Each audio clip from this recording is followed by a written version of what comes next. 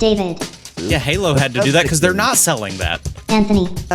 Stop. That is not how that works. Noah. I'm sorry, Anthony. I agree with David. If I just bought this company, I'm putting this thing on a McDonald's Whopper. McDonald's Whopper. The Gaming Trend Podcast. The wonderful folks at Rumwe are doing some pretty cool collabs right now. They launched a Rick and Morty, Attack on Titan, and Crash Bandicoot collab. Wait, all three of those together? Yep. They launched at the same time, not necessarily. Not like on one t-shirt. Same thing. Oh, like, I was about to say. Yeah, I was like, that is the most strangest Rick's collab. Attack and Crash on Titan. They all dropped, and so they sent me a pretty cool, some goodies. These are not boxers; they're actually much longer. They look like really big boxers. They sure do. Not. They're very bright and colorful, which I like. You could probably use them as boxers. It'd be breathable, my guy. Let me tell you. So, and then also they sent over a really cool Crash.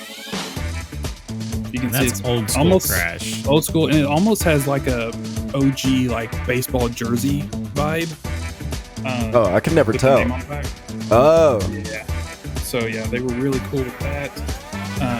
It would have been really dope if it had just Bandicoot, because and you just know because anybody who looked at that from the back, the orange and just Bandicoot. I'll have to wear it next week. I actually have a Crash Team Rumble jersey, so I'll have to wear that and show that off. We'll match, Yeah. And then they sent me out two pairs of socks. Oh, for when your feet get cold, which are really cool. And then one of the last things, me being the anime guy, they sent a really cool Attack on Titan patch for backpacking and jerseys and whatnot. So yeah, they were gracious enough, sent me all this stuff. So if any of this interests you, which I was kind of curious about them, because their whole thing when they were talking to me was like, yeah, we got really cheap, affordable, high quality, merchandise. And I'm like, those two things don't go together, guys. Like cheap and high quality.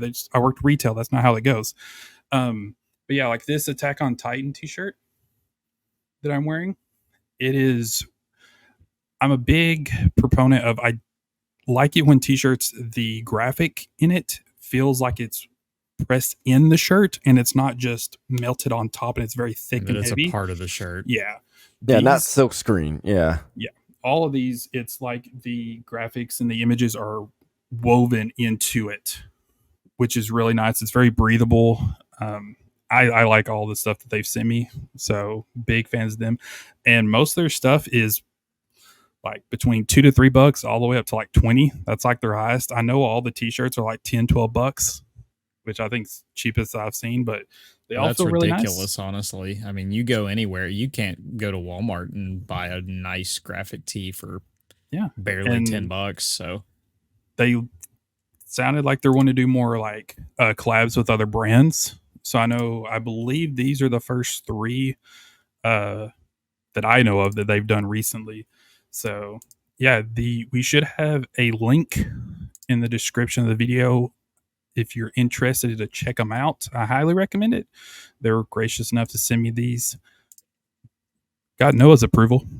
But yeah, link should be in the description. And then over on Gaming Trend, I've actually got an article up that kind of previews some more of the stuff that they have to offer with links to purchase there as well. So whichever route you want to go, I definitely recommend checking them out. I was thoroughly impressed, especially for the price point. Like I was expecting, like most retailers, graphic tees are $25-30 and stuff. And these being a GameStop. Yeah. 10-15. Definitely surprised me. That's for sure. Yeah. If you had to Rumwe. Yes. Shout out to Rumwe. Mm-hmm. But if you hadn't been wearing those already, I'd be super sus about the price and the quality. Go ahead. No, go ahead. Go ahead, because I'm going somewhere. Okay. I'm going somewhere. I'm curious to see. I haven't seen of any like brick and mortar of Romney, so I believe they might be an online only. Don't quote me on that, but if they are, that could be, kind of helping them keep the prices low. If they don't have brick and mortars, they're purely an online. That's something I'd have to look into more. When I did a quick Google search, I couldn't find any. I think that has something to do with it, because I know that's why GameStop has higher prices than most for some things. But I do wonder, I don't know, have you guys seen the plastering of advertisements for Temu? Like, it's everywhere. Oh, yeah. I am not shopping on that. I feel like they are so pervasive. It's super sus. You get all these like crazy stuff for dirt cheap, not even like Walmart price. It is ridiculous. So when we talk about online retailer, homie about to try and sell me a Switch for $25. No. Right? Yeah, it's pretty much another Wish. What was funny is I saw Wish is more realistic than Temu. I saw like a website or a meme that said it's like when you work at a Chinese sweatshop and you get an order for 1,000 shirts that says "Stand Against Chinese Sweatshops," and it just had a face going like. like just and like I'm that's sorry, what's going on. I will not shop at your business if for your advertisement purposes your voiceover is text to speech. Yes, like immediately just yes. No. So, the weird thing about that is like there's a ton of TikToks that be doing that, so I don't know if they're doing that because other TikToks be doing that, and so that's like the thing to do. The thing now, yeah. Some people they don't want to say words, so they're just doing it going the lazy way. I don't know. But what I do know is that is sus. And so if Romwe is an online-only retailer, I would be kind of sus about the price of these shirts. But since you're wearing them, you have vetted the quality yourself. And I've come away satisfied. Especially, I like the fact that they're not silkscreen stuff. Because that automatically increases price on things, and it's still $15-$20. So shout out to Romwe.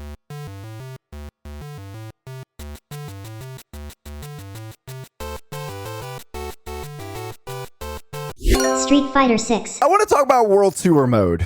That is what I want to focus on, because the Street Fighter 6 online, all that stuff, lots of demos, lots of betas.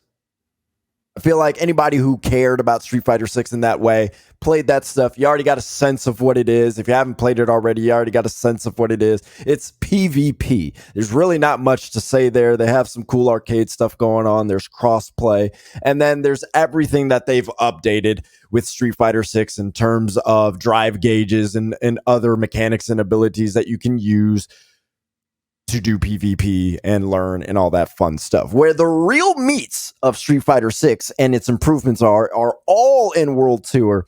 And I have to say that what they've done in this fighting game that is super complex and very difficult to learn for a lot of people, World Tour is a thing that should be in every fighting game from here on out, including Street Fighter. Every fighting game should have some kind of World Tour mode. It doesn't have to look like what Street Fighter 6 is doing. Open world, 3D, choose your own fights, doing all that stuff. It just needs something that is story-based and allows you to ease your way into the mechanics and the depth of a fighting game, because many of the fighting games are absolutely intense. King of Fighters, Tekken, even in some ways Soul Calibur, although I probably feel like that one's maybe one of the easier ones for a lot of people,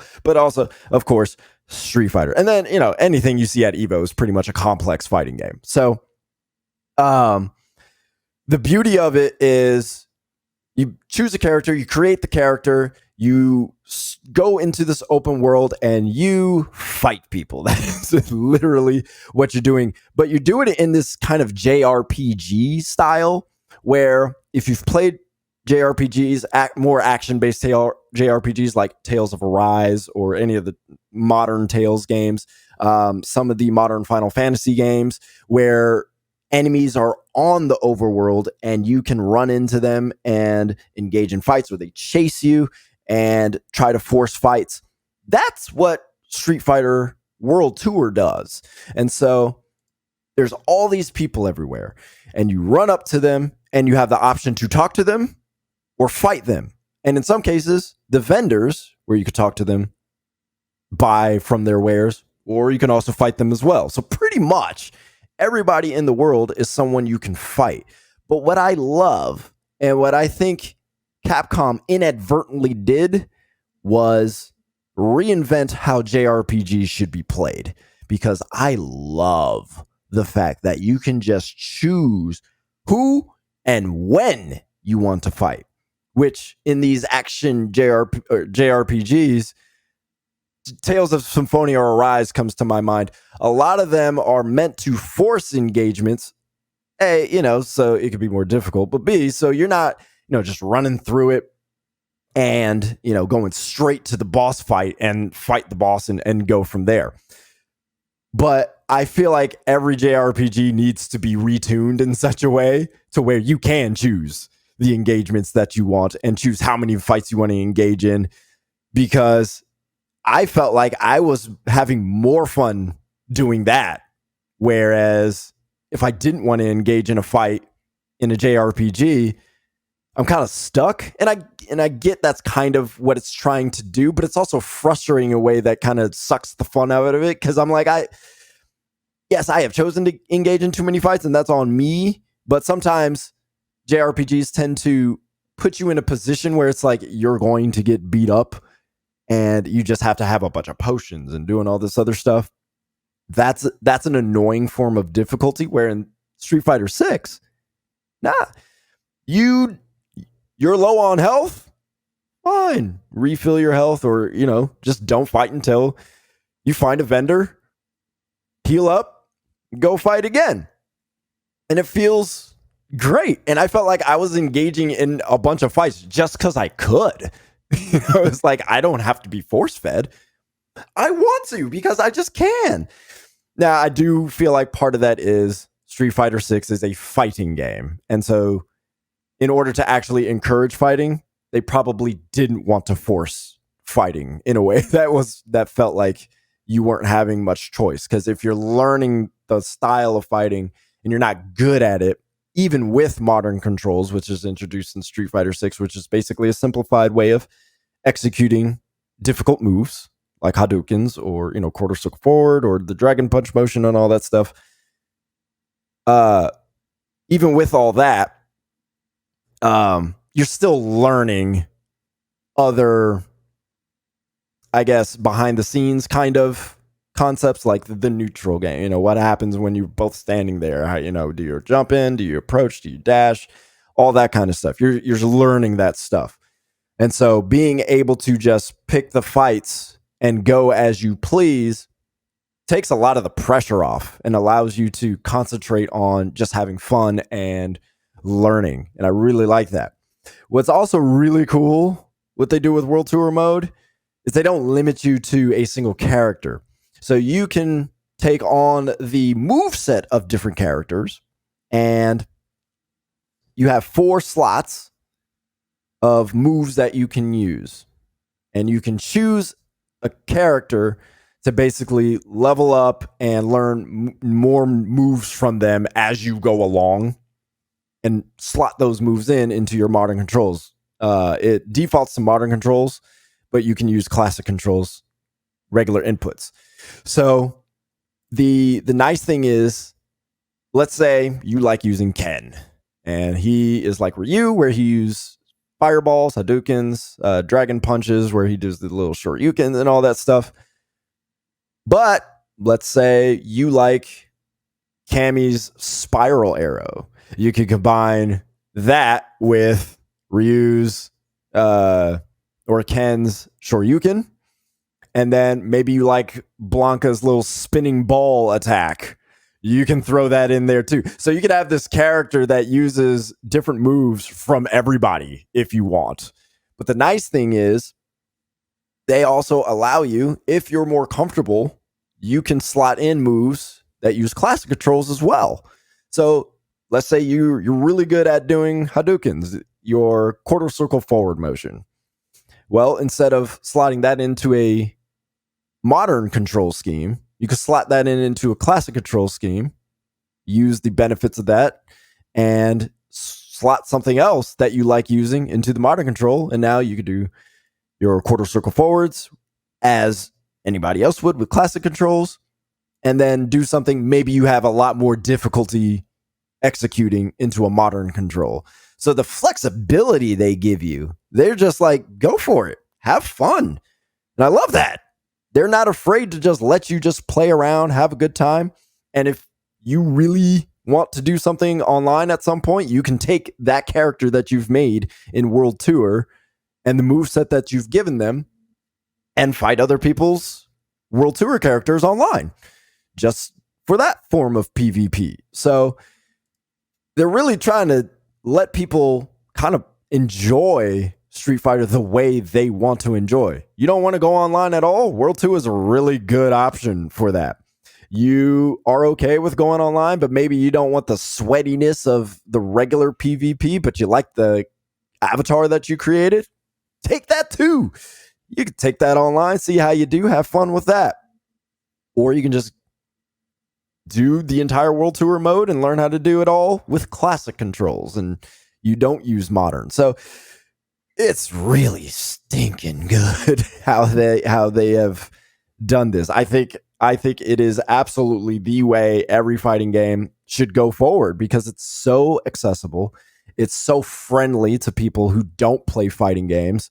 And I just don't see any other fighting game. Yeah, I think the only other two fighting games I can think of that have even gotten close to something like this is Grand Blue Fantasy and Soul Calibur. They've had some story modes where you can kind of experiment and learn different characters and moves as you go. But it's still, none of those are still as deliberate as what Street Fighter is doing. Last thing on top of that is the amount of guides that are in the game to help you learn how to play is the best they've done as well. And so they really have a focus on people who don't understand the game while not also alienating the people who do. Excellent balance. So anything from like, hey, are you interested in this character? Here's some basic stuff. Here's the moves that they use. And here's when and how you use them. Like, what is their purpose? And I love that because a lot of people struggle with, okay, like, when am I supposed to use this thing? Like, what? And they tell you directly, like, this is how you use the character. This is their moves. This is how you use this. When you're in a fight, these are the moments you're looking for. Use this here and do all that. So it's still a lot to remember and, execute in an actual fight. But the fact that it's just there, you don't even got to go on YouTube. Like, just bare bones basics there in the game. Look up anytime. Love it. Yeah, Top 5 game this year. I'm really happy with how just fighting games in general have stepped it up in terms of just the single player experience. Because used to be single player experience was, okay, you can fight. And that was more or less it. Like that's it. You get the 1v1 matchup against the computer, and that's it. And now we have games like, for me, one of the biggest things was Mortal Kombat and Injustice, bringing the actual storylines. And yes, it was a lot of just 1v1 fighting, but the way that they did it, I love how it pressed you to learn all of the characters. It was a really great way to keep me engaged instead of me just having to sit there and learn each character. Like there was a point to it. And then now with Street Fighter is kind of taking that next step of, okay, now we're going to still push you to learn new moves, but you're going to have more choice in how you learn those and where you go, how you approach it. And let's even add it into this more open style world as opposed to having to watch a cutscene to get to that next spot, to where you have the control over where you're going. So it's just really cool hearing all of this. I hope we continue to see some different evolutions, like with Mortal Kombat 1 coming and all that kind of stuff. Obviously, it's not going to deviate a ton from the formula into this. We've already seen enough of it to know it won't. But it's just really cool because when you see a game like this, this is like the Elden Rings, the Breath of the Wilds. This is the kind of game that causes the other games to look at them, to the other developers to play them, and they go, okay, how do we implement these kind of things in our game? And it's literally the game that changes the game because they are putting these concepts into games that other developers are like, okay, that's what we need to be doing. The thing is, I mean, Capcom set this standard a long time ago with Street Fighter when they originally introduced it. So the fact that they've gone back and somehow again redefined, no, okay, this is how we introduce new players to this complex game. I truly believe they have set the standard again. They've just done it with a different generation, and they've done it with people who don't really play these games as much. And I know there are people who are interested in it, and they're like, I'm not touching that because it's so complex. And it's like, no, play it. You can do it now. And you don't even have to get super serious with it. And, you know, there's discourse over there, like, oh, people complaining about how they lose to people who use modern controls. It's like, no, bro, you just suck. Like, you need to get better. They just outmaneuvered you. Like, it's not about, you know, you're not good at Street Fighter because you can do the moves. You're good at Street Fighter because you know how to fight and do it correctly. They just outdid you. Yep, that happens in Call of Duty. I tell people all the time, it's not about your KD. It's about knowing how to work your map position, your knowledge of how spawns work, all these other things. That will win you a game, not the fact that you're sporting a 1.5, because I can still outfox you. Yeah. and that's cool when a game does that. Yeah, and if you put these modern control players next to, you know, your Justin Wongs and whatnot, you know, really top level players, they can execute just as well. So, like they are modern control players. They don't struggle with that. But I mean, I get, you know, some people complain about the special moves and things like that. I could get that because it doesn't take a lot of work at all to do those. But even still, you got into a poor position. It's like, I know I suck at Street Fighter, so like I get it. You know, like I'm not over here like capping for modern controls. I get, if I wanted to get better, even if I use modern controls, there's so many different things that I have to do in order to do that, in order to get better. So it's Capcom has done a fantastic job. I do wonder what other fighting games are going to do now that this is out and it's been out for a while. What's going to happen after EVO? It's just a spectacular game from top to bottom, but especially the World Tour mode. Yep.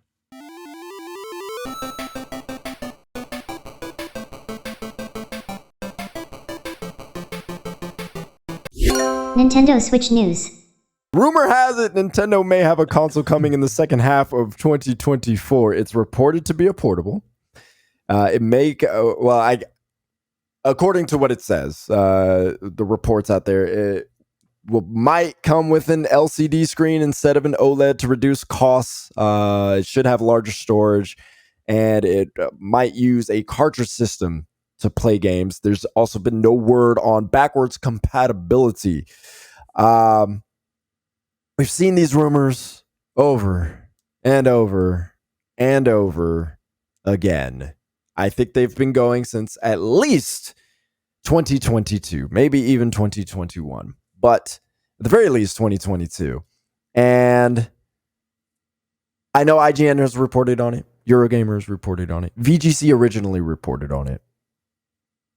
But I just don't know anymore. What are the chances Nintendo's next console is actually coming in 2024? Is there a consensus here? Do we believe this? I do not. I will not believe it until Nintendo themselves announce something, because there's been so many rumors, like you said, so many. And at this point, it's just who is reporting on it this week that, Nintendo's got a new console in the works. It's like, we, they obviously have one in the works, but no one knows and no one will know when it launches until Nintendo actually, tells us themselves. So This it's is just, it's frustrating. this is one of those things where I feel like if we continue to report on it, we'll get it right at one point. Like, it's sometime we're gonna get this right if we just keep on doing it. Because, of course they're working on something. They're not gonna let the Switch go for forever. PlayStation is working on another. Okay, yes, Yeah, so, like obviously. I get that, the specs and, the LCD screen and a cartridge system continuing. So I know they're trying to put some skin in the game on it by saying some of the hardware specs and things like that.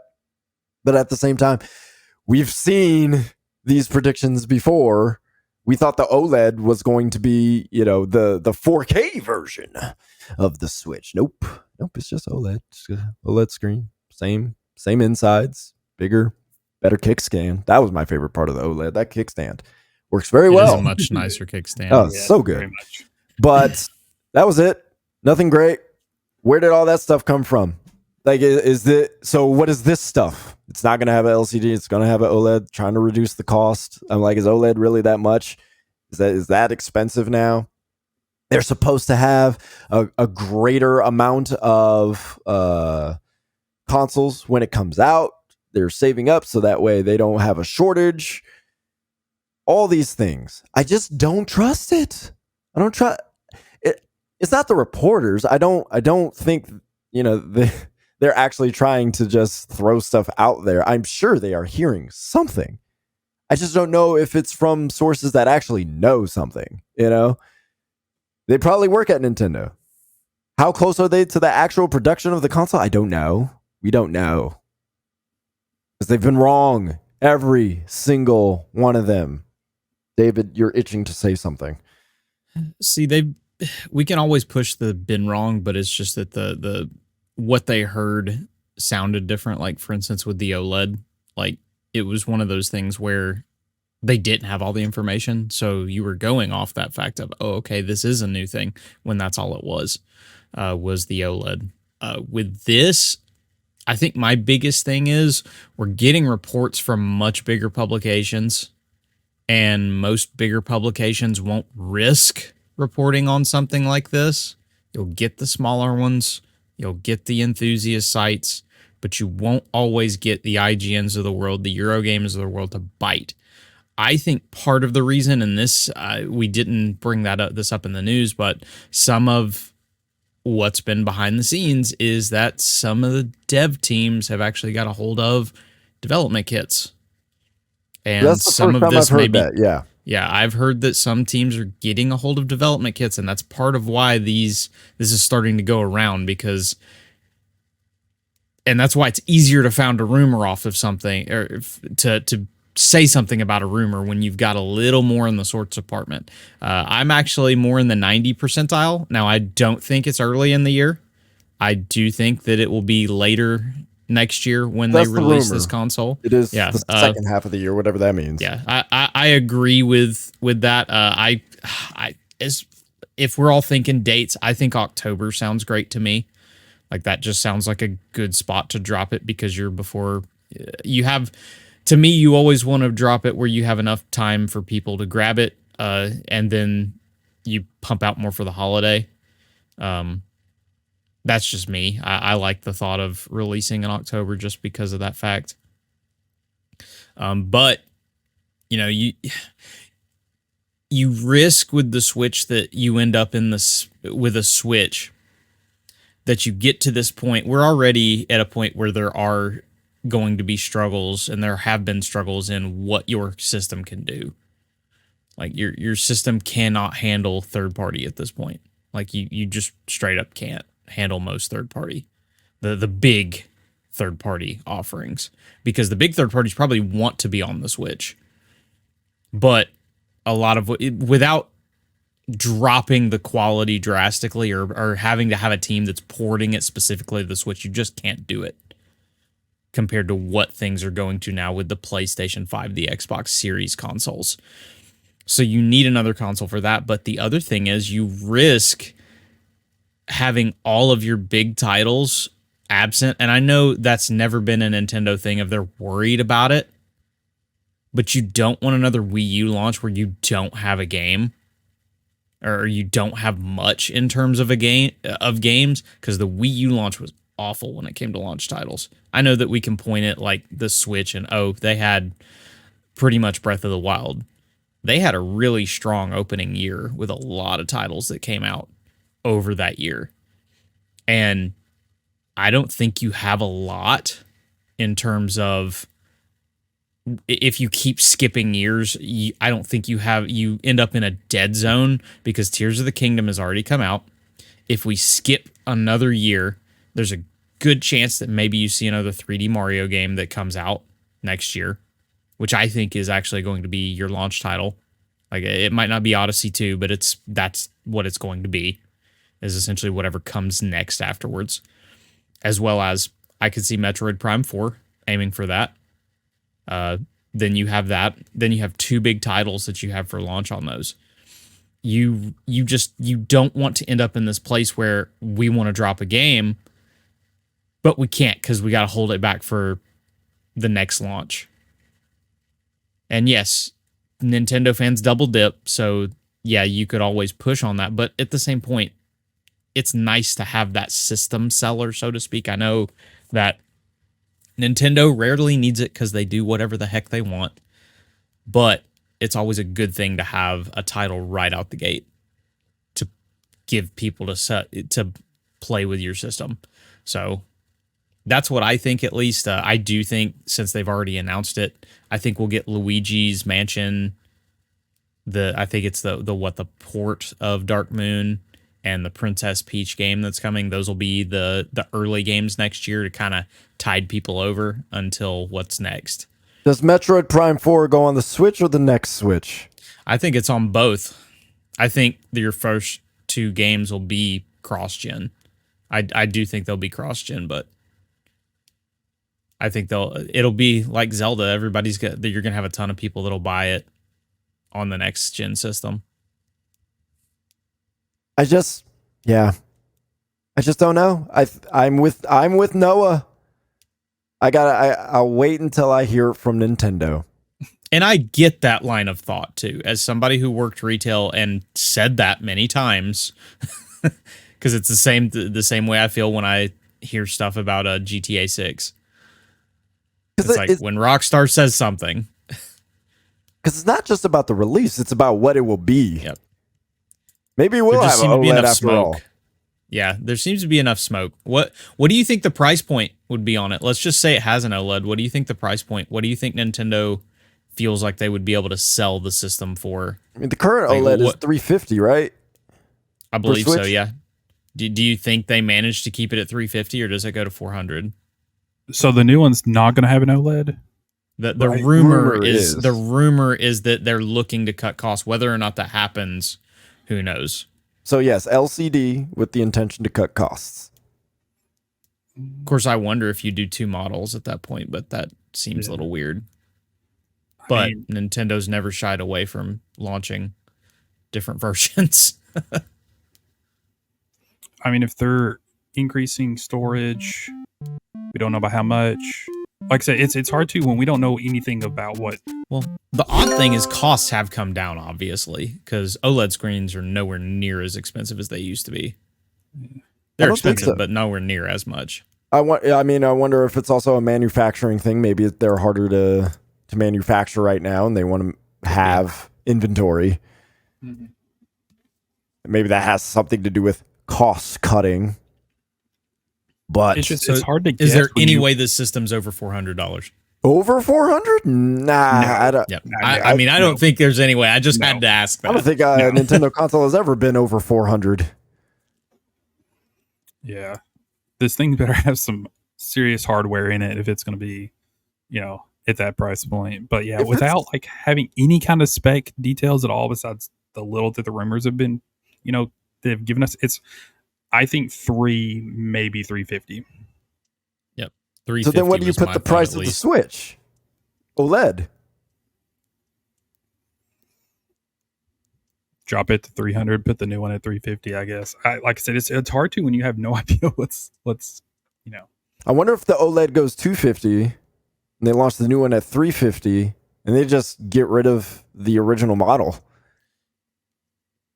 Depending on, I guess it depends on how many like OLED screens they have, in their warehouse. I think the original OLED would go down to 300 though. I don't think it would have as drastic a drop as 250. I don't think so either. I just don't know where you would place the new console if it's worthy to be 350 without an OLED. It's got to do something because it's supposed to be portable. Also, that's the rumor. Yep, it is supposed to be portable. The other rumor is they're going to be relying a lot on not necessarily NVIDIA, but a form of DLSS for the super sampling and everything, so that they can get more out of the systems.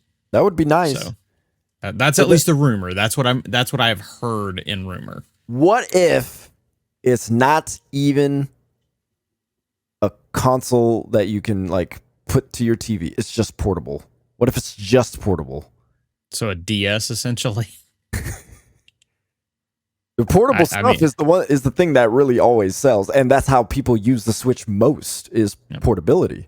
I think that's still one of its biggest selling points, though, is that you can do it however you'd like. Yeah. So I don't see that being. That away. Yeah. I don't think so either. I wonder if they would consider though that the dock would be more than just a dock. Like you would actually get.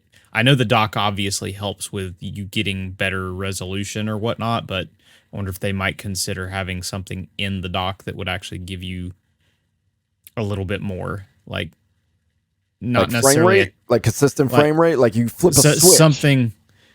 Yeah. Switch. Yeah, that's the new Switch. Performance or quality.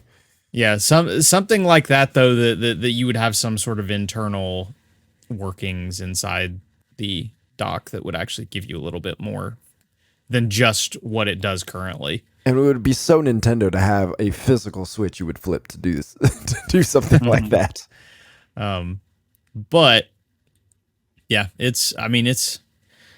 I think it says something that, we're Nintendo, considering how we were after the Wii U. I remember the conversations.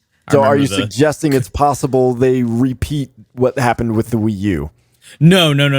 I'm just meaning in the sense of like now there's 130, million of these out there because Nintendo did release their earnings of these consoles out there compared to, the Wii U, which was what, like 13, 20? I don't remember. It didn't do well at all. I think it ended up in the 20s, but it was maybe it did. It was maybe bad. The GameCube went in the 20s. I think the Wii U was under 20. The Wii U was not good, but just I remember the conversations of could Nintendo become a third party? I remember those conversations with the Wii U of just because it was just rough. It was awful. And then now we're salivating over the next whatever comes next compared to being like on what was coming next from Nintendo and being like, this is your only chance, Nintendo. And the thing about Nintendo and what's scary is I just don't know what they're going to do to differentiate it from this. The Switch is such a fantastic console. I think it's the greatest console ever made. It's conceptually fantastic. I'm talking about as a piece of hardware. It is the best console, period. But how do you follow that up? Yep. I don't think they're in a rush. Make a more powerful one. I think that's where you DS it. Quite literally, like you just make it better, like just improve. Yep. But can Nintendo be satisfied with just making a mainline console better? I don't know. Depends on who's in charge, I guess.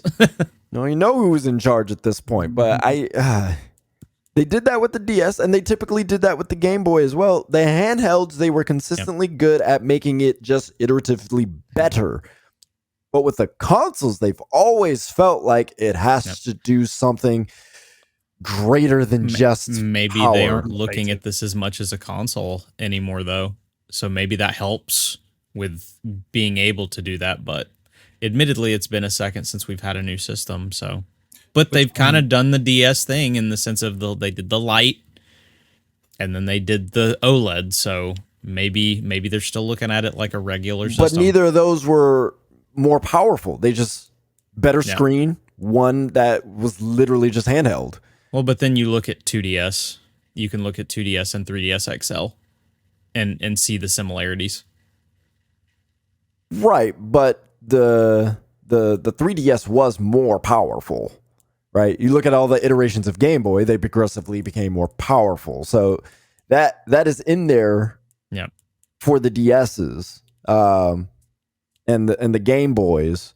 I'm just saying before you move to this, I'm just saying we can see at least the similarities in the way the Switch was. Yeah, but business-wise, monetization-wise, I'm just afraid because the 2DS wasn't more powerful. No, it wasn't. It was just 2D. They took away the 3D aspect. So I just wonder, the only time they really moved away from doing something, well, I guess you could say the NES to the SNES was iteratively more powerful. N64 moved to 3D graphics. GameCube, hardware-wise, I guess that was a really interesting thing that they did. I guess overall, I guess you could say that was an iteratively more powerful 3D system. And then they had the Wii. And then they had the Wii U, which nobody knows what that was supposed to be. And then they had the Switch. So I guess maybe I'm overstating the fact that, they have been making iteratively more powerful consoles. You get the feeling that since the Wii, that has been their MO. And I feel like they always want to lead in the innovation side, at least what they consider innovation. Well, and if you said that the rumors say that there is no confirmation of backwards compatibility.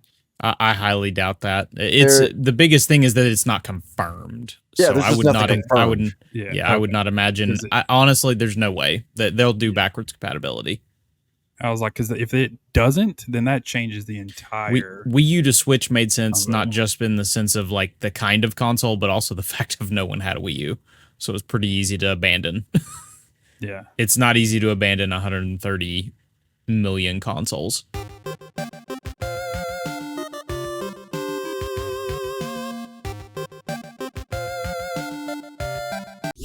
Inscryption.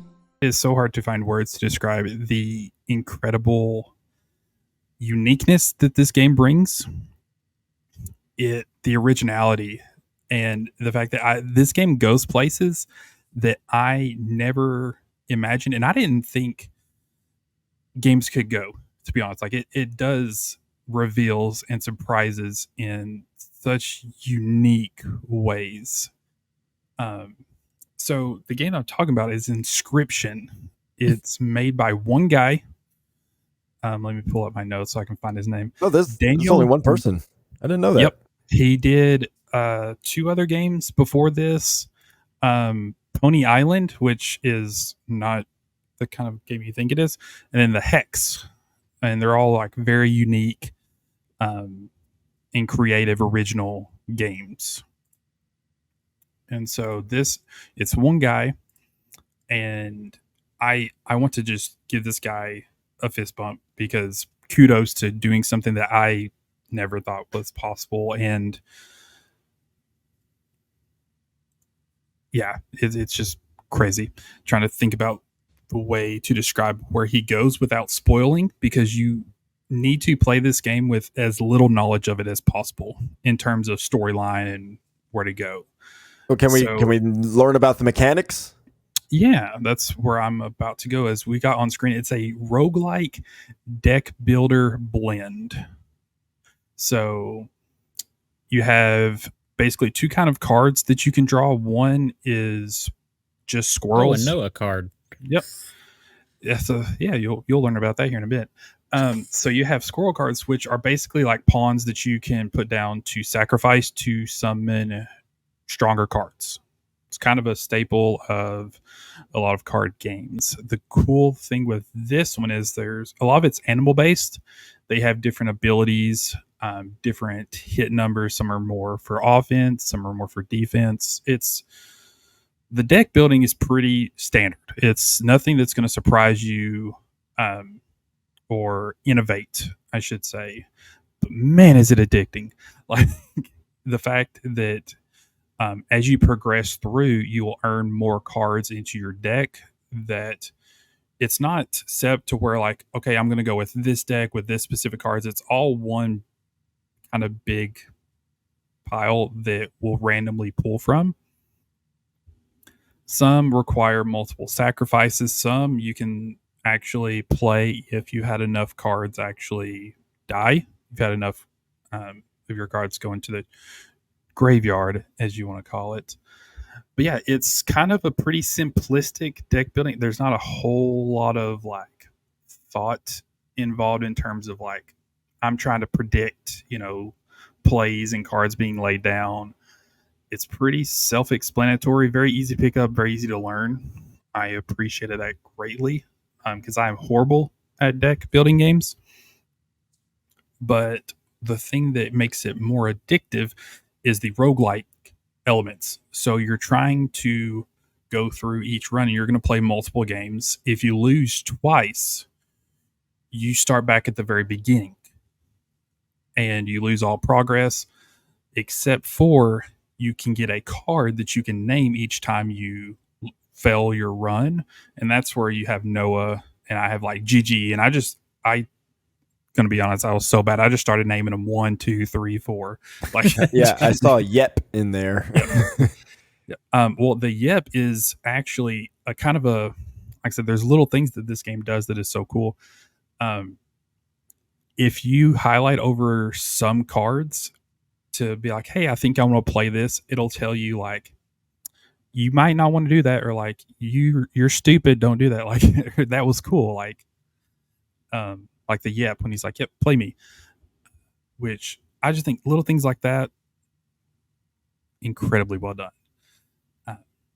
Yes, and you're trying to play through, and you can choose different paths, like in a lot of roguelikes. You can find places like this where, if you're watching it on the screen, you can pick a card to enhance either like offense or defense, and you can enhance it as many times as you want, but there is a chance that it'll actually delete your card. So you're playing that gamble of, do I want, one more? Do I go for the one more health boost? Which I really like. It's a unique feature that for me, I gambled a lot more. After I lost like 3 cards, I was like, okay, I'll do 1, maybe 2. Don't press my luck. And which, if you notice, the vibe is very psychological horror. You're essentially sitting at a table with this pair of eyes. That's all you can really see. You'll occasionally see like some hands where he'll put stuff on the table, but that's all you can really see. That's at the beginning. I'll leave the mystery up to you, for you to find out. Yeah, so it's just Anthony. it's a repetition though. You're trying to make it as far in your run. After certain points, you will have like boss fights, which have unique variations in not only difficulty but environment. Some will have specific landscapes that change, certain moves and cards that only they have. And obviously, if you lose, you go back to the beginning. So it's a constant replay that I got addicted to because it's the roguelike, one more run. And it has the added bonus of where it's a deck building. You're like, oh, my RNG with my pulls, was pretty bad. I'm going to go another run. to see if, because when you start getting some of those good cards built up, and you do get a little bit stronger over time, which helps you progress further.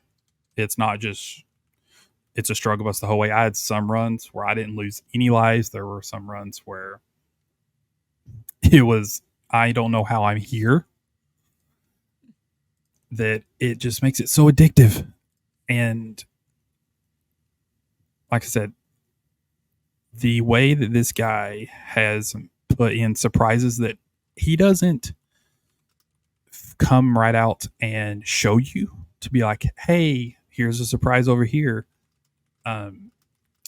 The entire game itself, the best way I can describe the surprises and the environment is like an escape room where there are hidden details in the cards, in the information text boxes that you don't even realize are there. These secrets are hidden everywhere in this game. Like you can see the 2.73 on the screen, or the 273 on the screen that was just on. That was actually a clue for a puzzle that progressed more, and just things like that. Like I wish that more games were like this. This is, in my opinion, like the true definition of an indie game. Is it has a genre, it blends it with other unique elements, and makes it feel original, creative, and just fun. Like it's what I love about indie games. It's so refreshing to play. It's not some big 100-hour open world RPG that we get constantly, thrown out at us. I'm so glad that I found this game because it's on Steam. Like there's overwhelmingly positive reviews on this. I was like, it's got to be pretty good. And then I read the comments, and the reviews were like, don't look up anything, just go in and play. And so I gave it a shot, and well worth the purchase. I think I paid like $15 for it. Definitely got my money's worth out of it. So yeah, this is one that, take my word for it. like Romwe, great shirts. Inscryption, phenomenal game. I'm surprised it hasn't hit the bigger scene, just with how much of a spectacle this game is. When did this game come out? Did it come out this year? Let's see. Let me go back to. I thought it came out last year. Yeah, I think it 2022. was last year because I believe 2021 actually. Oh my god! Funny enough, I think we actually, back when we did Part Timers podcast, I think previous Noah actually brought up this game. Yeah, you're right. It was Fate.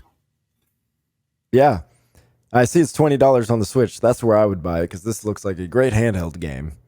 It does. Mm-hmm. Yep, and yeah, it is so hard to be like, hey, play this game. Why? Well, I don't need to tell you. Like I want you to learn and explore this game because it will be much more satisfying. Do the cards have abilities? Yeah, so each card, some have really strong attack, some have defense, and there's a symbol in each card that correlates to a certain ability. So like on the screen right now, the skink card, if that card dies, it actually spawns a tail. If that card dies, it gets replaced with a tail, which can be used to sacrifice to bring in a stronger card. Like a token card. Yep. Yeah. And so the way you win is you have to do, like most card games, you have to do a direct attack points to your opponent. And it uses teeth. Whenever you score points, it drops teeth onto a scale. And if you get the scale to go entirely in your way, you win. If it's not, you lose. There are some cards that can like if you have an enemy card in front of you, no matter what defense it has, it will actually bypass and hit your opponent directly. Wait, explain that again? So let's say there's some cards that, like how there's the two-row format. If I have a card and then the opponent has a card in front, if I attack, if you have, it looks almost like a wing symbol. If you attack that card, it bypasses that card in front of you. Instead of doing damage to that Oh, I card, got you. it does direct damage to That's the your ability, opponent. right? Yeah, Okay. yeah. There are some that once you move, your card will either shift to the left or right one space. Like the squirrel, you can see the little wing ability on that squirrel card, which squirrels can't attack because they're just basically sent out to die, is basically what they're done. So yeah, it can actually bypass any cards in front to do direct damage. So when you're playing, I've played quite a lot of card games like this. Do you have? So I'm confused about how you get to attack face. Is it if the lane in front of you is open, You can attack face, but if there's a card there, you have to attack the card. Yes. Okay, so it is a little mixture of Yu-Gi-Oh and Hearthstone. Interesting. Yeah, I would definitely compare it to Yu-Gi-Oh. Just with because there's the sacrificing. Yeah. That's more Yu-Gi-Oh. The face attacking, that's more Hearthstone magic kind of thing. And like that wolf card that's currently paused on the screen for, like, it has 6 defense or 6 health, so it can take 6 attack hits before it goes to the graveyard. The cool thing is there are certain spots where you can not only choose to increase the strength or defense, but you can actually swap abilities with different cards, and that'll carry over. But then if you die, you have to start over, and you get to have one created card that you can kind of make your own, and that stays permanently in the deck. Interesting. So there is a little bit of you can carry some stuff over into the next round. Roguelite is probably a better, because there is some progression that carries over, but it's very small, and it's a lot of RNG, like with what cards you draw and stuff like that, which adds to the. I want to go one more time. Like, I want to do one more run to see if I can, pull all the cards that I need to in order to win.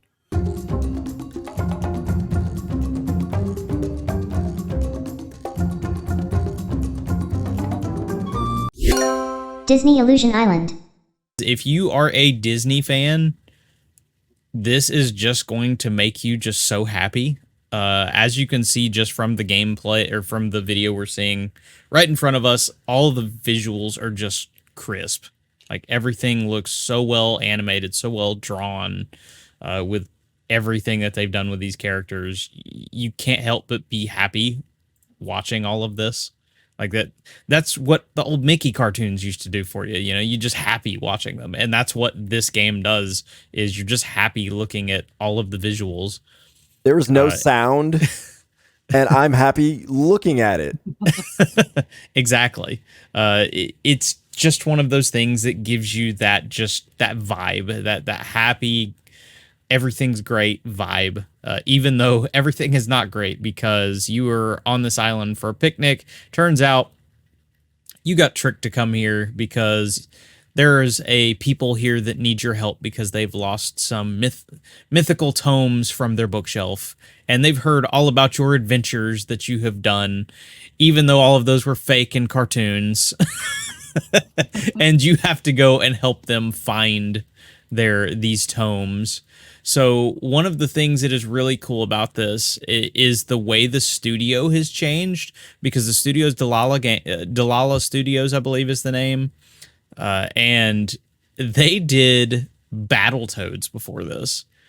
So the first thing that hits me is just, you're talking about like one of the most intense franchises when it comes to like being a platformer and whatnot, to this, which is not at all, which is super cool, because I don't know about you, not every platformer needs to make me stressed out. And that is why I love Illusion Island. It is just a chill platformer. There's not there are abilities and different things you gain along the way as you play it, but there's nothing that is so intense as, like, I need to triple jump this, or I need to, like, constantly do these platforming sections within seconds to be able to do everything correctly. What you see here is a lot of what you get at the end. There is some stuff that is a little tougher when it comes to some of the platforming sections, but they have looked at Delilah to make this something that everyone can play. This isn't just something you're playing by yourself. This is something you can actually play with friends and family. It is only local co-op at this point. That is one thing that is a bit disappointing, with no talk of any online co-op, but it is actually up to 4 people, and it is exclusive to the Nintendo Switch.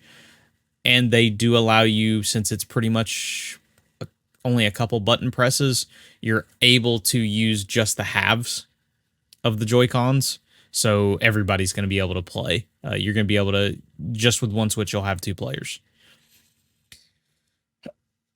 So I keep talking about family friendly, and they've got a lot that they've done to make it that way. One of the things that's really nice is if you're playing co-op, you can actually hug each other and it'll give you an extra heart. There's also, you actually choose at the very beginning of playing. This isn't something that you set at the beginning of the game, but rather something as you jump in. There's like a little menu where you're choosing what character you want to play as. It shows like your number of hearts, and you can actually jump that up. You can turn it to a complete no-fail mode, and you can do that per character. So if I'm playing and I want a real intense experience, I can have it where I have 1 star. But if, say, I'm playing with my little niece and she's wanting to play, I can put it on no fail to make sure that even though I want the intense experience, she doesn't have to deal with that experience. And the other cool thing that's also in here is, let's say that there's a really tough platforming area. If I manage to jump all the way up, then to make life easier, since they might not be able to do it, they actually have it so that I can actually bend down using controls and press a button and it will lower a rope. And that rope will go all the way down to the bottom. So my teammate can literally avoid the entire platforming section and climb up the rope, which I think is just super cool. And it makes life super easy. And it also makes it so that I can help teach someone who's not done a platformer how to play a platformer. Because yes, there are going to be some parts, they want to learn, we want to get them, but that way they're missing the more intense spots. Like they're still getting the experience without having to deal with the frustration of, I just want to quit because I don't play these games and it's too hard. Yeah, especially if they're hopping in a more difficult level. Yeah. And for me, some of these things that you'll watch in the video, it's perfectly natural for us gamers to know how to play them. But if you've never played a platformer before, there's just a muscle memory that's just not there. Like one of the very first things I didn't realize, because we played when we were at Summer Games Fest, we played with a lot of abilities already unlocked. I was trying to do certain jumps and get to certain areas and realized I didn't have like the dragging on the wall so I could hop up the walls. So I was already trying to do those things because that's muscle memory as someone who plays stuff like Mario and Rayman and all these other things. I didn't have that ability yet. So it's something that we might not think of, but that little kid or an older player that just doesn't play video games, or mom that just straight up doesn't play video games, you can include them in this game. And it just feels like it combines so much that is so good. And that makes Illusion Island just perfect at what it does. I know Ron did this one more himself. Like, I assisted with some things on it and we talked about score and stuff. But we ended up giving this one a 95 out of 100 because it's just got so much style to it. It's got that Disney whimsical charm that you just love. Like you said, you're happy just watching what you're seeing. But if you added in like all them making these different jokes, like they make a lot of really just funny little jokes as they're going around and whatnot. And it's just perfect. Like what they've done here is just fits so perfectly. It does have a bit of a Metroidvania thing to it, so some people are not going to maybe like it as much because you'll have to go to this area to get these keys and unlock this door and stuff like that. But I just find it hard to find anybody who wouldn't play this for 30 minutes and not have just a huge smile on their face. Because, like I said, it's just so good. If you want to fast forward it a little bit to some more of the actual gameplay, since we've seen a lot of the cutscenes. What about Hey, this? I was watching that. Right. What about it? Why doesn't it get 100? The only thing is that Ron brought up is the last hour has a really sharp difficulty spike. Oh. And it's all platforming. So one of the things I did not bring up is there is actually no combat at all in this game.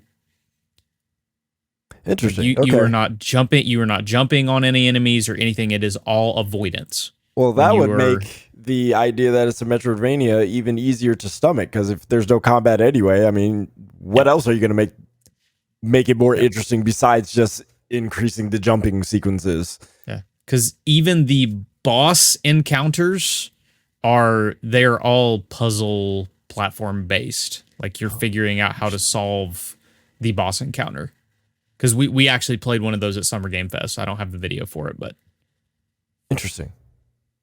So that's really the cool thing about it. When we get to a moment where I'm just playing the game, if you don't mind unmuting it, I would just like people to hear the music behind everything, because it is so Disney. Well, the fact that we haven't seen a bunch of gameplay, does this have a lot of cutscenes? You don't get I actually get to a point since I'm at the very beginning of the game. There was a lot.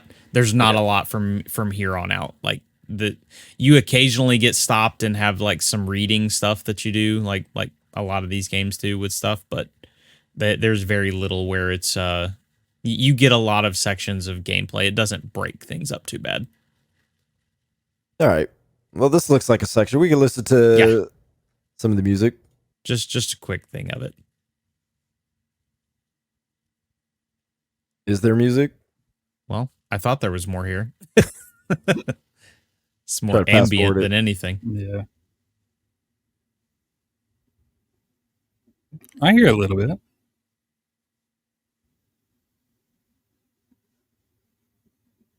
So that very Disney soundtrack music. This is It feels like whenever Disney soundtrack. Yeah, like Beauty and the whenever Beast theme. characters are like going somewhere or, moving from one place to the other, this is the travel music.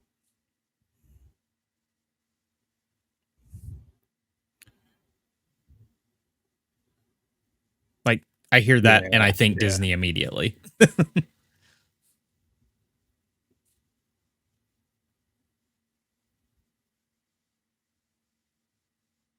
Yeah, it has all the charm of a Disney anything.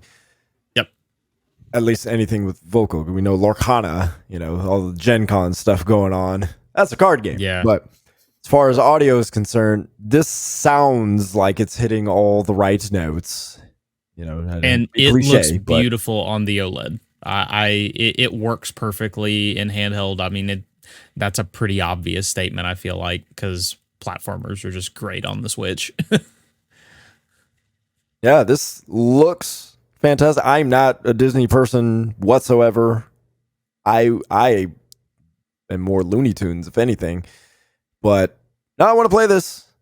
I want to play this. I want my kids at work to play this. I want my daughter to play this. I want my wife to play this. I want to play this. This looks really good. And pretty much anybody can play it because they've put a lot of effort into making this approachable for everyone. Okay, yeah. Yes. So, you gave it a score. You said it was 95, yes? Yes, it was a 95 out of 100. I fully agree with that score.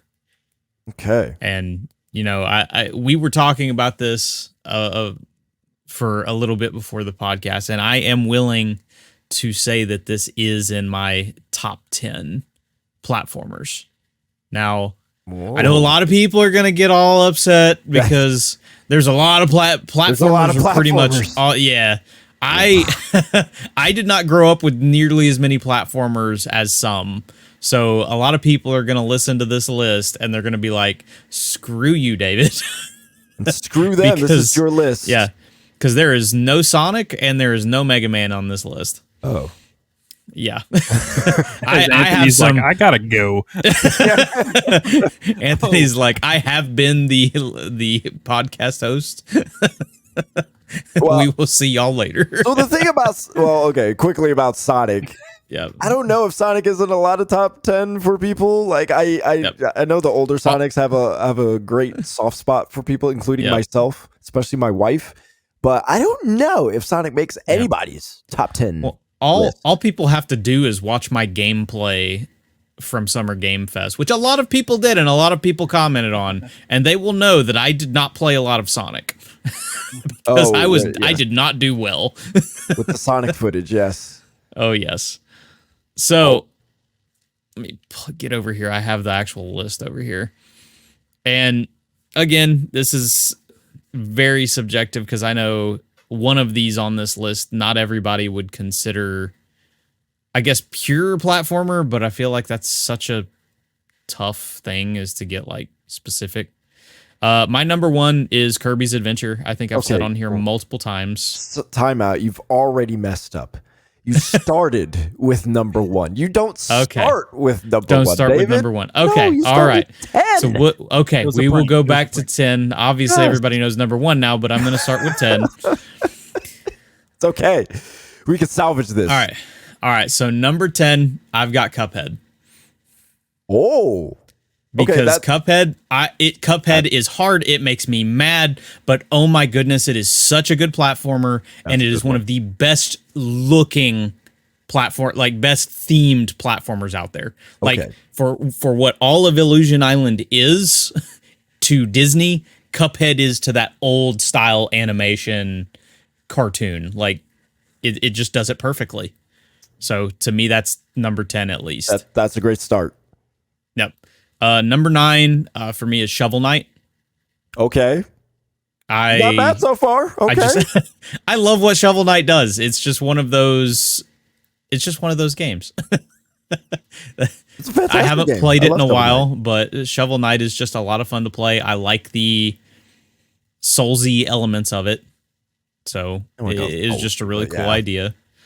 Number 8 is one a lot of people probably don't have on their list, but I have a soft spot for it, is Shadow Complex. Oh, interesting. Do you remember Shadow Complex? Yeah. Okay. So that was a 2.5D platformer that was on the Xbox Arcade. That was actually right around the time I was discovering Xbox Live Arcade on 360. Not bad. So I was buying a lot of Xbox Live points. I just questioned its placement. That's all. Yeah. You put Shadow Complex above Cuphead. Anthony's it just has a soft spot. It has a soft spot in my heart, just because of what it did. I can't argue with the soft spot.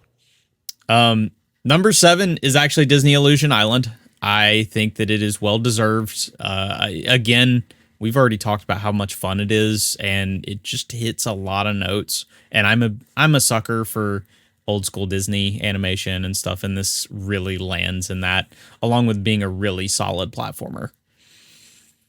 Number 6 is Little Big Planet, because Little Big Planet is such a good platformer. That's a very charming game.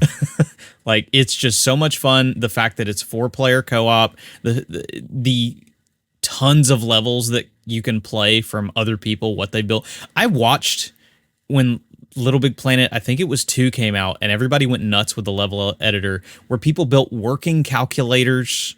They built Call of Duty Zombies. I don't remember if it was 2 or 3. Like, they built some ridiculous stuff. Even if you got rid of what people were making in the level editor, the game by itself was fantastic. I would like to see Media Molecule go back to that. My friend and I, we were grown adults playing that game and laughing like little children. That game is so good. And there's nothing like just trying to smack each other. I know. You Just could sit all there the for goofball quite a while. nut stuff you could do. It was fantastic. Yep. And Sackboy's Big Adventure is super underrated. I don't know if you've got to play that, Anthony. I have not played that, no. You do know that is on PC now, correct? I know, I just haven't. Okay. I just haven't got I just wanted to make sure you knew on that one because I it am a is well platformer worth your time. guy. I am aware of that stuff. Yep. Number 5. You cannot make a list with top platformers and not have Rayman Legends. Because Rayman Legends, this is actually, this reminds me a lot of Rayman Legends and just the style of it. But Rayman Legends, I love the 3D Raymans. Like that was one of my favorite games when I was younger. I had a really terrible PC and that my grandpa gave me, and I played Rayman Legend, or not Rayman Legends, but Rayman, I think it was 2. It was the one that ended up coming out on the 3DS. Yeah, I think it was 2. And because it was the first one that was full on 3D. Yeah. And I even like the original platformer style Rayman Legends, the first one, but the second one has a special place in my heart for just being one of those games that I played the heck out of because I would play it until my computer crashed and then boot it back up and start over. Poor computer. I was definitely not running on recommended or minimum probably. But Rayman Legends, it just has so much charm, so much heart to it. It's hard to make a list and not have Rayman Legends somewhere on it, especially to me, it definitely belongs in top 5. Number 4, a game that many probably don't know of is Jazz Jackrabbit. Oh, yeah. That is actually a Cliff Bleszinski game. Yeah. A lot of people I think don't that was know. his first game. It's kind of like if Sonic were a shooter. It's almost a good way to put it. And it's awesome. I love Jazz Jackrabbit. I played the heck out of that as a kid. Yeah. I can't completely decide number 3 which one, so I kind of combined it. I'm kind of cheating here to a degree, but Super Mario Brothers 3, Super Mario World. Okay, yeah, I can see why you do that. In that because it's both in that kind of same timeline, but those 2 games are just, you don't really have to say anything for those games because they're just fantastic. I was getting worried. No. Super. I think we had that conversation about that being one of my first games. Sure. So to me that you have to have that up there in your top ones. Number 2 for me is one that's very special. All of these, what's funny is my top 4 are ones that were very special in my childhood. And number 2 is Commander Keen. I played those are some of the first games I remember full on beating them. I think I actually finished every single Commander Keen game except for 2. 2 is the only one, and I actually got to the last mission. I just never finished it. I don't remember if it just had a bad save or something where I couldn't do anything, or if I just got stuck or what. But yeah, I legitimately finish everyone, and that's a game that I wish would come back in platformer form, because I know that at one point, I believe Bethesda owns the rights to it, and I thought they were going to bring it back in some form, but I think it was like a mobile idea, and I wasn't really down with that. So okay, Commander Keen is my number 2, and then number 1, we already know what it is, Kirby's Adventure. That is just one of my favorite games ever. It's a good one. In general, Kirby games are fantastic, but Kirby's Adventure will always be a favorite. The NES Classic came out, and sure, I wanted to get the NES Classic anyway. The fact that it had Kirby's Adventure on it made it a must buy. So that is my top 10 on when it comes to. This has already made it in there. It's pretty good. I got a question. Yeah. Hey, David, this is Noah Gaming Trend. Big fan. You're kind of sliding a little.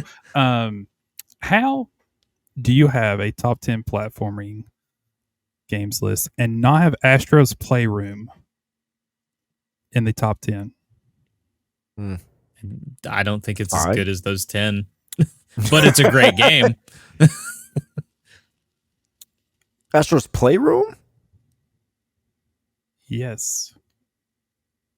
Okay. Okay, apparently I have the hot take here. Okay, I'll just me and my homies, we'll just go see ourselves out. Okay, okay, it's okay. No, just get your get your homies commenting in in the chat. Just Yeah, go ahead I'll and get the three go ahead and get people it. who are like, Get your I'll army play. in here, bro. Yeah, Yeah, is that one of the best games on PS5. Yeah, I'm not saying it's horrible. I'm just yeah, I can see why it's not. It is top. Okay, maybe I would. I'll give it an honorable mention or with something. No, I don't want a pity honorable mention. Okay, me and my honorable mentions for losers. Yeah, that's yeah. No, I don't want a pity vote. No. I said Shadow Complex is just one of those like it was from that it was that era as I was discovering Xbox Live Arcade, and that it just has a special spot. No, I like your list though. Like overall, I really like it. Yeah, it wasn't as bad as I thought it was going to be. I was like, oh, okay. like okay, I really had to put some thought into it though, because it was one of those things of I'm like, I gotta really look back because I don't even remember half the. I play a lot of games. No. And I know platformers are not your go-to, but I like platformers, but sure, I do not play them nearly as much as I used to. Made a platformer, bruh. Man, David they're apparently going to make an RPG at some point, so I'm you, gonna get ready. They got a board game apparently. Yep. They, I think Call of Duty would take on some form of like Metal Slug in some weird way. If it made money, they would definitely do it. Yeah. Okay. Well, you wanted to bring up something else that is not on the wheel, David. You had a thing. Yeah, it's been a really fun week when it comes to just hot takes online, and this was an interesting one that popped up, and I don't have like, the tweet that started it all. But a lot of people are like hitting on people about, oh, you're fanboys about things. And it's because people brought up that Starfield, we are under a month away from this game coming out. If you count early access, obviously, as the starting point, which would be September 1st. Okay. And they're pointing out and they're saying, look, there's a lack of marketing.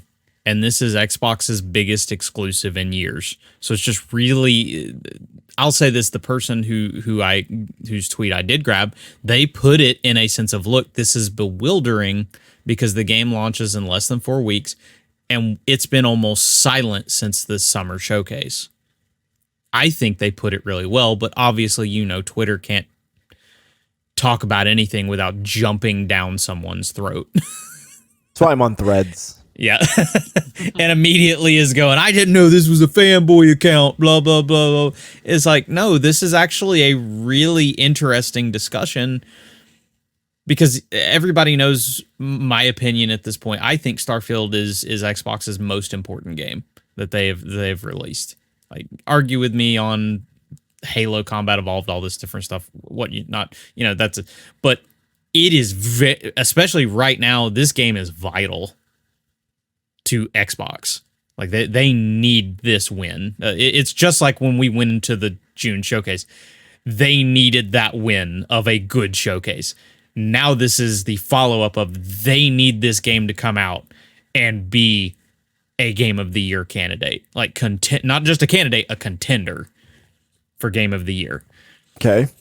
Why the heck are they not talking about this game more? Why the heck has it gone since the showcase and we haven't had these bunches of different marketing, and I could just be in the wrong circles, but I don't feel like I'm seeing ads. I'm not getting new trailers. Like we're not getting, we got a couple of anime things a week or two ago, and we're just not seeing anything from Bethesda to really hype this game. And are they hoping to avoid Cyberpunk? Is that where we're at this point? You don't want to get Keanu up on the stage, but in any case, it's been real quiet. Oh, maturity goes a long way for some things. Marketing in the form of ads, TV spots, billboards, bus placements, all that stuff. I don't even know if that's still a thing. But Well, Spider-Man did wrap a bus, so there you go. Actually, Yeah, a train. that is, yeah, we have trolley wraps sometimes too, where I'm at. That's not the only way marketing works. People forget word of mouth is still one of the most powerful forms of marketing. And since the summer showcase that Xbox did, everybody's still talking about Starfield in some form or fashion. There is nothing Bethesda needs to do right now because people can't stop talking about Starfield, even though there's no marketing directly from Bethesda themselves. All people do is show off the controller, the headset, speculate about what they want to do in Starfield, what they can do, mods, or, people are making mods for the thing already. People are talking about Starfield. They don't need to do anything. They're generating their own conversation based on everything that they already showed at the showcase because there was a lot to see. There's a lot to unpack. So no, there's nothing to be concerned about in this particular case. Now, in any other circumstance, yes, I might be concerned that there isn't much marketing going on because that usually means they're going to let the thing die. But this is Starfield. They're not going to let the thing die. They're going to show something at I want to call it Gamescom. Is it? It's Gamescom. Thank you. I don't know why I was thinking it was something else. It's like 4 days before the game actually comes out, though. Still going to show something. The point is, I mean, probably the story trailer or the launch trailer. Yeah, and that just happens to be where Gamescom is in relation to where the game is coming out. I wouldn't correlate those two things as like, they're just waiting 4 days. So Starfield is marketing itself at this point. Like, everybody is already pretty much as hyped as they can be. There's not much else Bethesda needs to do to generate hype. It's already in the discussion. It's still top of mind. That's what marketing is supposed to do. Keep something top of mind. It is. Everybody's waiting. Everybody's anticipating. Everybody's predicting. It's fine. Yeah, it just leaves me, though, wondering, did you go too far with the 45 minutes? I'm not saying it wasn't fantastic. I sit here and I look at it and I say, you could have spaced some of this out and done diaries on this is how this system works, this is how this system works. I know, again, we've seen games do that, it not work, all that kind of stuff. But you want to be able to continue to build and be able to grab people's hunger for something. And yes, a lot of people are talking about the game, but you want stuff from the proper channel. You want stuff from the proper channel that is grabbing at people, that is giving them new information. People love new information. And when all I'm doing is going off of, this is what I'm guessing Starfield is doing. This is what I think the game is doing. This is what the star map supposedly is. Then it's just a bunch of guesswork. Starfield is currently trending on Twitter with 11.2K posts. Yeah, because that's interesting because it's because of the whole market. It's because of the lack of marketing talk. That's why. That's David. Don't do that. You're better than that.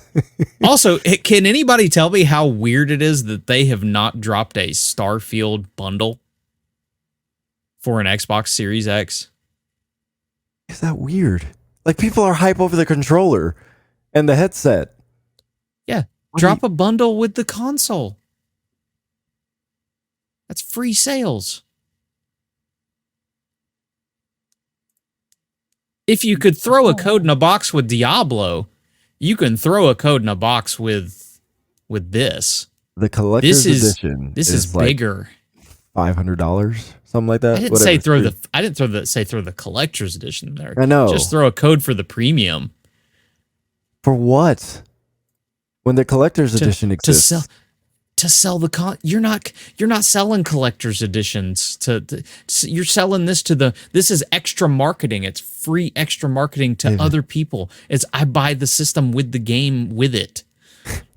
David, We've been over this on this podcast. That is not Xbox's plan. That is not Microsoft's plan, is to sell a bunch of more consoles. I forget we're talking about the third place console.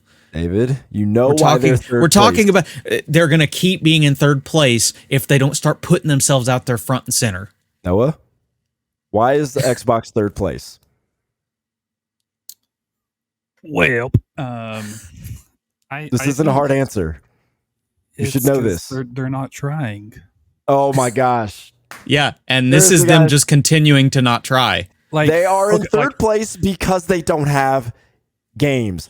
So here's the thing. If we are trying to give them more games, why would I not promote games? Especially the biggest game of the year for them. Why would I not go hard on the game? Why would I not push? If I don't have games, why would I not push the thing that I don't have?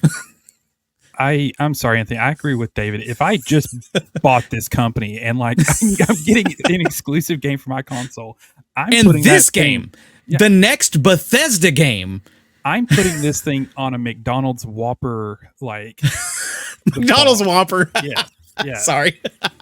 Like I'm putting this thing everywhere. A Starfield shaped Whopper. Yeah. McDonald's. It's going everywhere. Like that is the people who should be tired of seeing ads for this. Okay. Let's gosh.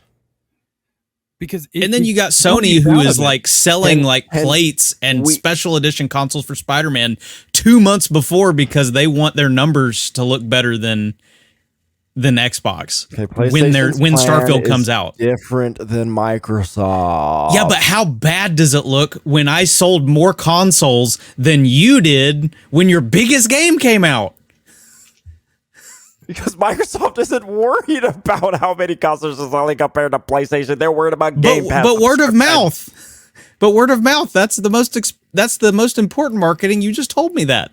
Which would help sell it for Game Pass too. This is not hard to understand. Not only that, Starfield still is not the same audience as Halo. Halo is a bigger audience than Starfield, believe it or not. I actually don't agree with that. I don't agree with that in the slightest. Halo. I don't agree with it in the slightest. Halo stretches across the span of all kinds of different mediums. That does not happen if Halo is not as big or bigger than Starfield. You cannot get away with that if that is not the case. So they are able to put things on McDonald's Whoppers and do things like that. Haha, Noah. So that is why you're not seeing all the crazy billboards and all that stuff for Starfield, because the audience size is just different. The type Skyrim has sold more than 60 million copies. I know. Then you throw everything out from the makers of Skyrim. And yet, it's so easy. Skyrim doesn't have its own TV show. It doesn't have a Netflix thing. It doesn't do this. It doesn't do that. My point is that Halo reaches all kinds of audiences. Yeah, Halo had to do that because they're not selling that. Stop. That is not how that works.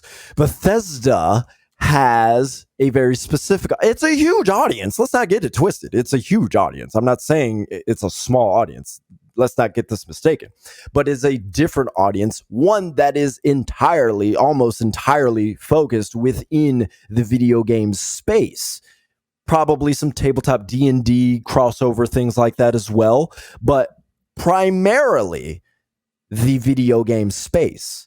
And so to spend the money to market it in that way, to try to get people who don't normally play video games to get interested in something as complex and huge as Starfield, is not a winning solution from a business perspective. That is why you are not seeing it like that. Yeah, but if all I'm preaching is I want everybody to touch my stuff, and I can get them with this space odyssey, this space epic. Again, what other game do they have to spend money on for marketing right now? I mean, there isn't. I agree. There isn't. I agree. So you spend it all on Starfield. You put it everywhere. And you know what? You use it. If I'm pushing Game Pass, what is my biggest game coming to Game Pass? Starfield. And who? So is it needs to already be reached? it needs to be everywhere. Play it on Game Pass from the makers of Skyrim. Who has already? It has already touched most of the people that it is going to touch at this point. All the people who need to know about Starfield already know about Starfield at this point. But if I want more engagement, if it's all about engagement, I gotta get them in the door. Well, the game has to come out first, and it's already touched all the people who want to know about this game. Noah, go ahead. I see you. I'm gonna start off so that way I let my thoughts funnel out at a steady pace. That way I don't say something stupid again because my wires got crossed. It's fine. I've said stupider stuff. You be around me long enough, you'll be like, this guy has a brain. Yeah. So here's my thing. The reason why I am with David, okay, is if I am Phil right now and I have Bethesda, acquired, I am hungry. I want everybody playing this game because it is so big and has the chance to be so impactful for them. It could pivot them and put them on the upward direction. And if I'm just relying on word of mouth, that's great. That's cool. But it's not enough for me. I want every person to know about this game. Word of mouth will roughly hit your circles. If the only people are talking about it is Xbox podcasts, it's only going to reach the Xbox podcast bros. When I said word of mouth, I was not saying that is it's strictly how they are planning to use their marketing. I'm talking about... No, I'm talking about the idea that people are saying that there's no marketing right now. Be concerned. Code Red. No. I mean, those are stupid takes. It's just a lack of. That's what you started this whole thing with. So no, I said a lack of. There's not enough of it. Again, we have seen it feels like every 2 weeks there's something new for Spider-Man. Sony's already getting into this heavy market. It was at Comic-Con. I get it. You're not going to have Starfield at Comic-Con. But at the same point, if I've got this massive game, this absolutely incredible game, I am doing a disservice if I'm not showing it off to everybody. Like, Starfield, I think, is going to be bigger than Cyberpunk was. I agree. You gotta have. If Cyberpunk was pushing it the way they were, I felt like I couldn't go anywhere without seeing something about Cyberpunk. Would you agree with me if Starfield launched tomorrow that it would do better than than Cyberpunk, even without all the marketing that hasn't happened up until this point? There's a possibility, but they need it to be way bigger than that because you know what? There are a lot of people playing it on Game Pass. They ain't getting that money. If they get new Game Pass subscriptions, that's how they're getting their money. That's what they're concerned about. So, do you think Starfield would generate more subscriptions for Game Pass? It can. It needs to be bigger. We don't even know the size yet. What are we talking about? Like, what do you mean by bigger? If people are still talking about it after. I think the point is you do everything in your power to make this as big as it possibly can, and it doesn't feel like everything in their power is being done. That is more what it's at. We are not seeing everything in their power being done. You don't blow your budget based on what you don't blow your budget based on what you're seeing, what we're seeing right now. They know what the future is. We've seen what the future is. We've seen what 2024 looks like in potentially. As long as those games actually come out, then yes, we know what they're working towards. So you don't blow everything up for Starfield, which is already going to be huge. As people are still we spend the money on Redfall. Okay, we know they didn't spend any money on Redfall. I feel like I've seen way more marketing consistently up to Redfall's launch than I saw for Starfield. I will give you that in the sense of they did that because Redfall needed to sell something, so they were blasting it out there so people knew about it and it looked decent enough. I get you there, but that's the reason why they did that. With Starfield, yes, they put everything out there in the summer showcase, and yet that has trailed and has lasted all the way up until now. I don't know why they need more when people are still aware of the fact that Starfield is coming. They are anticipating it. They've taken days off. They're ready to take vacations. when You and I when are you aware. say We got to get more, the casual public in this. the casual public doesn't care about Starfield. You know this. This is not their Those are kind of who. game. Those are who they want, though. Those are who Phil wants playing this game. They're That's not why gonna Game play Pass it. exists. It's a That's why complex Game Pass game. exists. That's So that casual players will play all of this. Use your biggest title. Use your biggest title to pull them in. that audience is not going to play this, so you don't spend. Yeah, but your you money want there. them to. You want them to because because Starfield is a game that will keep them playing Game Pass for months upon years. Okay, I'll give you this. I will give you this. If you throw it out there and market it towards everybody and give people's interest, and then they buy Game Pass and they're like, ooh, I want to try this, and then they play for 30 minutes, you're right. They got their money. They win. But they don't want to do that because they know that's not how that's going to work, because they're going to drop the Game Pass subscription as soon as they're done with Starfield. They're going to have the month and then they're going to drop off. They're not going to resubscribe and re-up their subscription because they're like, oh, Starfield, I'm not really into this game. It's too complex. So I'll go back to playing my Call of Duty on PlayStation or whatever else I was doing over there. So that's not the plan. The plan is to get the people who want to play Starfield, get them to get into a subscription. And then from there, they keep playing Starfield. They'll see some other Game Pass stuff up there. And then when the games come out in 2024, the games that people in the casual space are actually interested in to buy Game Pass, they'll do that, and then they'll be in the ecosystem. I'm still siding with David. I'm sorry. That's fine. I'm right. That's why this is fun. He has all the opinions that I have and tips that I could have. David's just right on the nose. It's your biggest game. It has to be at the forefront. It is. I don't know why you're saying it's not.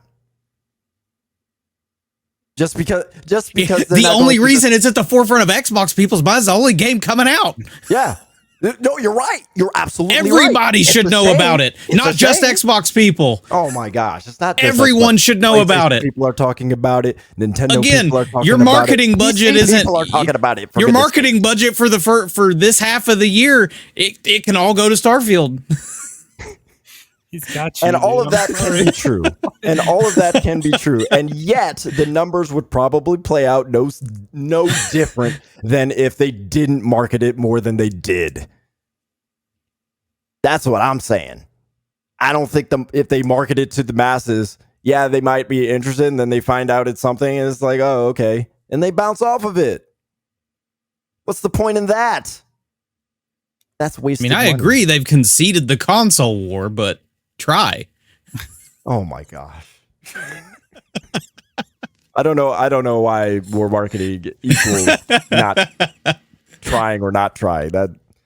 Hey, this is fun. This is just two people having completely different opinions. I know. I think right. Basically, David's trying to say we're trying to sell Starfield more than Xbox is trying to sell Starfield right now.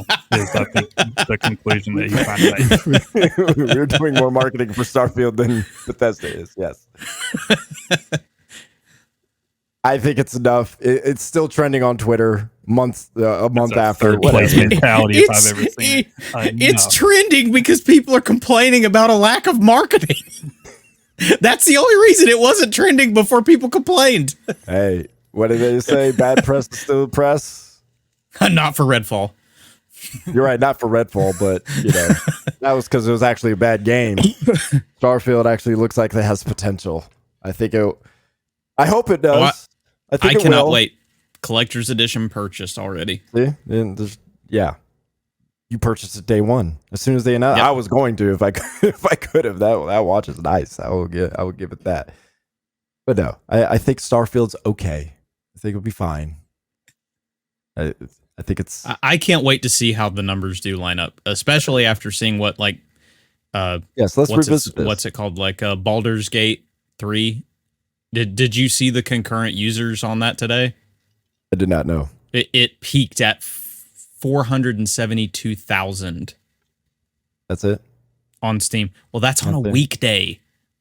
It's the second highest game this year. Well, that behind only Hogwarts Legacy. Yeah, that name's still. You know what they did? That name. Sorry. Actually, I don't even think they did anything.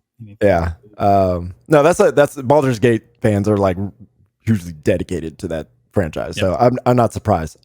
Starfield numbers will be weird because the Steam numbers won't. And it'll it's be all over the between- place. Yeah, With PC Game Windows. Pass. Yeah, so those numbers will be hard to nail down, but yeah, I think we'll see. Like, let me look real quick here, just for some reference here. Fallout. I'm trying to see if I could see on Fallout 4. Interestingly enough, Fallout 4's all-time peak is literally what Baldur's Gate 3 was, 472. I think I think total number Starfield will break that. And this is day one, right? It might, and that a lot of it. Well, let's put it this way: a lot of the times that is your day one usually, because it's either day one or it's the weekend of. That's almost always the way it ends up working. I'm curious to know what Baldur's Gate will do weekend of. It's going to be very cool to see what happens this weekend with that, because they had a lot of pre-purchases. So I have no interest in Baldur's Gate, but I'm interested in this one for some reason. Starfield will be interesting for the sheer sake of how is that number affected by PC Game Pass? Like, and the lack of does marketing, that change? Apparently. Yep, and that's going to cost them. So they might throw out some. They might have some plan, and they just throw it out there, and then boom. They're going to have some huge. All I know is they're going to have some huge numbers, whatever they decide they want to put out there. And really, Starfield is going to be fantastic. I hope. I know. I hope too, but they don't want to. Like, I will be hurt everything if it's not good. I will legit be hurt. Yeah. They don't want to spoil a lot of these things. Yeah. I feel like they did a good job of explaining things in the summer showcase. So I would have liked some faction videos, if that makes sense. Like do some videos just talking about the factions or something. Yeah, that's fine. But even the reach on those specific planets, specific cities or something. You talk about that kind of stuff. Okay, the plastering of the Starfield, everything, everywhere. Yes, that could do something. But even those little things, that's reaching an even smaller, more dedicated audience than the big casual audience that Halo would typically reach. So, whatever. They don't have those things. That's fine. We'll figure it out when we play it. I do not think that kind of marketing would do anything for Starfield. Not enough to make a difference.